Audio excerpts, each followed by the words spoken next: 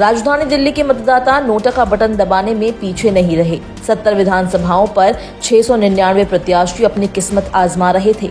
इनमें से 446 उम्मीदवार ऐसे थे जिन्हें मतदाताओं ने नोटा से भी कम वोट दिए। यही नहीं, 2 सीटें ऐसी थी जिनमें जीत और हार के अंतर से नोटा को अधिक वोट मिले। अगर ये वोट शिफ्ट हो जाते तो हार और जीत का फैसला अलग हो सकता था। 70 विधानसभा सीटों पर नोटा को 51,917 वोट मिले। भाजपा, आम आदमी पार्टी और कांग्रेस और 2 सीट पर चुनाव लड़ रही AIMIM ही ऐसी पार्टियां रही जिन्हें लोगों ने नोटा से अधिक वोट दिए। कुछ निर्दलीय उम्मीदवार और BSP करीब 10 सीटों पर नोटा से अधिक वोट लाने में कामयाब रही। संगम विहार और त्रिलोकपुरी सीट ऐसी रही जिन पर नोटा ने जीत हार का गणित बदलने में भूमिका निभाई। संगम विहार में भाजपा प्रत्याशी 344 वोटों से चुनाव जीत सके। आप दूसरे नंबर पर रही। यहाँ नोटा को 537 वोट मिले। इनमें से कुछ वोट इधर उधर हो जाते तो परिणाम बदल सकते थे। त्रिलोकपुरी में भाजपा विजयी रही और यहाँ जीत का अंतर 392 रहा। यहाँ नोटा को 683 वोट मिले। यहाँ भी गणित बदल सकता था। बुराड़ी सीट पर भाजपा का उम्मीदवार न होने का असर दिखाई दिया। यहाँ भाजपा के समर्थन में JDU चुनाव में थी। बुराड़ी सीट पर नोटा को सर्वाधिक 2,548 वोट डाले गए। 70 सीटों में 39 सीटें ऐसी रही जहां भाजपा, आम आदमी पार्टी और कांग्रेस को छोड़कर कोई भी पार्टी या उम्मीदवार नोटा से अधिक वोट हासिल नहीं कर सका। नई दिल्ली सीट पर 23 प्रत्याशी मैदान में थे। इनमें से 20 को नोटा से भी कम वोट मिले।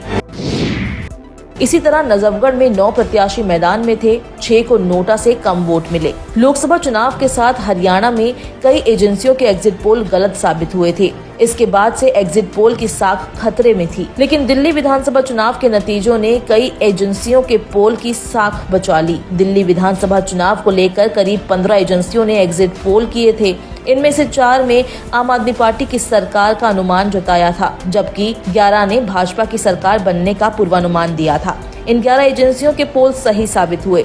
इनमें भी Axis My India, Today Chanakya, CNX poll diary के आंकड़े सटीक साबित हुए। कई एजेंसियों के अनुमान नतीजों के आसपास रहे।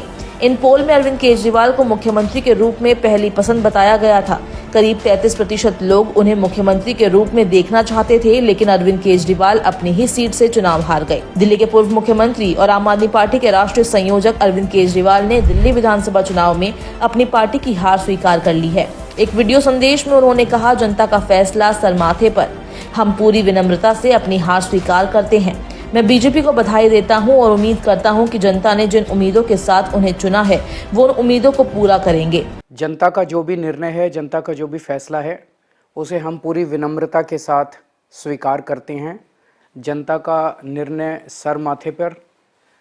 मैं भारतीय जनता पार्टी को इस जीत के लिए बहुत बहुत बधाई देता हूं और मैं उम्मीद करता हूं कि जिस उम्मीद के साथ और जिस आशा के साथ लोगों ने उनको बहुमत दिया है, वो उन सभी उम्मीदों और आशाओं पे पूरा उतरेंगे।